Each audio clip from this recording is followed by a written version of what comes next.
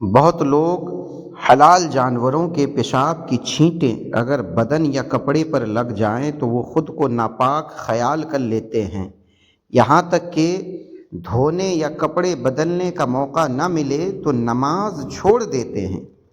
سیدی امام اہل سنت امام احمد رضا فرماتے ہیں، بیلوں کا گوبر پیشاب نجاست خفیفہ ہے، یعنی ہلکی نجاست ہے۔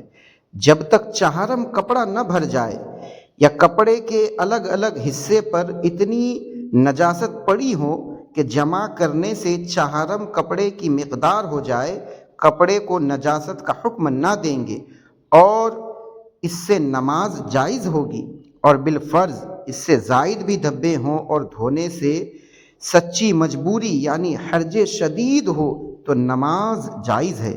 حدیث شریف میں ہے، رسول اللہ صلی اللہ تعالیٰ علیہ وآلہ وسلم نے فرمایا، ما اکل لحمہ فلا بأس ببولہ، جس کا گوشت کھایا جاتا ہے اس کے پیشاب میں زیادہ حرج نہیں، یعنی اس کا پیشاب زیادہ سخت ناپاک نہیں۔ خلاصہ یہ ہے کہ حلال جانور مثلا گائے، بھینس، بیل، بکری کا پیشاب نجاست خفیفہ یعنی ہلکی نجاست ہے۔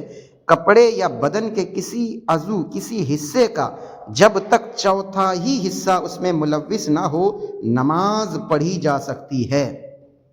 اور معمولی چھینٹیں جو عام طور پر کسانوں کے کپڑوں اور بدن پر آ جاتی ہیں، جن سے بچنا نہایت مشکل ہے، ان کے ساتھ تو بلا کراہت نماز جائز ہے، اور نماز چھوڑنے کا حکم تو کسی صورت میں نہیں، خواہ مجبوری کی حالت میں نجاست کیسی ہی اور کتنی ہی ہو اور دھونے اور بدلنے کی کوئی صورت نہ ہو تو یوں ہی نماز پڑھی جائے گی، کپڑے نہ ہو تو برہنہ بدن نماز پڑھی جائے گی۔